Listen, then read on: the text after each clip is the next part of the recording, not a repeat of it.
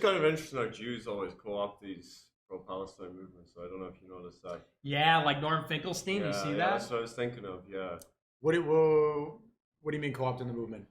Well, you always find some of these pro-Palestine protest movements, they have Jews at the front of them. It's actually very common in the US. And you also find that some of the pro-Palestine academics that have gotten promoted often tend to be Jews. So there's a guy, if you were to name the three most prominent pro-Palestine academics, it would be like Noam Chomsky, Jewish, Norman Finkelstein, Jewish, and Ilan Pappé, Jewish. He wrote the Ethnic Cleansing of Palestine. And all of those guys do the thing of like Zionism is just an expression of American imperialism, right? It has nothing to do with Judaism. Jews are the victims, innocent poor Jews get the blame of Zionism. But really this is about American geostrategic interests in the Middle East, all this kind of thing. They never debate critics of that position, like Chomsky has pushed that out there for years. There have been academics that have pushed back against that and said, no, this is because of the Israel lobby. He doesn't engage with them. And those Jewish academics will support getting those people cancelled as well. And you see the same thing with some of the, Jewish Voices for Peace. They'll do this thing, Zionism is Nazism. The settlers there in Israel, they're like European immigrants, this kind of thing.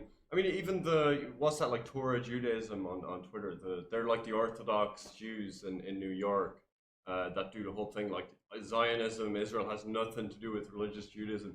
They were like on Twitter trying to get, they were like doing a campaign to get Lucas Gage banned off Twitter. So they always do the same kind of gatekeeping, but the criticism is always like, oh, Zionism is just, it's like an expression of imperialism or fascism. It's some like impersonal force. Like it never has anything to do with the character of Judaism. Well, Norm Finkelstein said, he went to one of these debates and he said, well, we can't say that Jews control America. And I think they said that, and he refused to debate. He's like, someone spoke before me and said Jews control America. I'm out of here. I'm done. And it's like, oh, that's kind of curious. I thought this was the base Jew that supports Palestine, but I guess not when you embrace any view of Jewish power outside of the Israel lobby. And it's Max Blumenthal's another one. Yeah. Max Blumenthal at Gray Zone, he's a Jew, son of Sidney Blumenthal, who is the hatchet man for Hillary Clinton.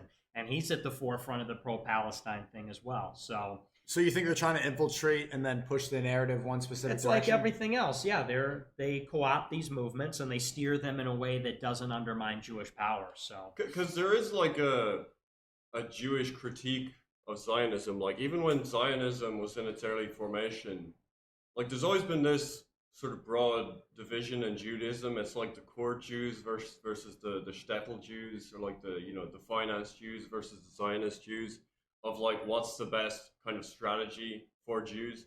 And this was like the debate they were having, before Israel was founded. They were saying, well, if we have a state, we're going to become just another country, and we can't have this benefit of being able to live among the Gentiles, being able to take part in many different societies, to move between them. And this debate is kind of still ongoing to an extent. Like you could say Biden represents that kind of internationalist Jew perspective. Trump was very much aligned with the Zionist Jews. George Soros is an example. He's not a Zionist, but he has this kind of internationalist Jewish critique of it, where Jews are more benefited from the open society. And that's what you find with the kind of anti-Zionist critique that's approved by the Jewish establishment. Is you have to critique it from this perspective of it's fascism, it's bad because it's not the open society, it harms Jews. But like the narrative is always like centering Jews as the main character. Like even when you always see this stuff on Twitter like, oh, the Holocaust in 1945, and now it's the Jews doing the Holocaust. Or, oh, the poor Jews were the victim of fascism, and now this tragedy that they're doing fascism, or fascism is being done on their behalf. So it's still this like victim narrative that kind of centers Jews to advance the open society playbook.